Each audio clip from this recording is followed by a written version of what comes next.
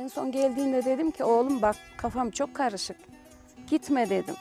Ahirette dedi, cennette Efendimiz bizi yanına almaz dedi. Savaştan kaçan dedi, kumandanı dedi. Peygamber Efendimiz yanına almamış dedi.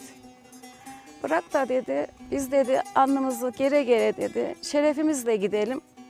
Biz dedi hem ahiretimizi yapalım hem dünyamızı yapalım dedi. Rıza göster dedi. Kapıdan çıktı, 3 kez geri girdi. Hakkını helal et dedi. Biz dedi vatan için varız dedi. Bizi dedi onun için yetiştirdin anacığım dedi.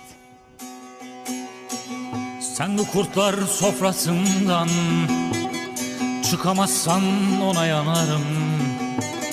Şerefli bayrağı vurunca dikemezsen ona yanarım.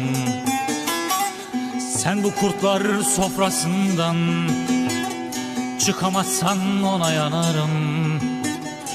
Şerefli bayrağı vurunca dikemezsen ona yanarım. Oy yedim oy civanım, tüketme umutlarını, zalimlerin tahtlarını, yıkamazsan ona yanarım.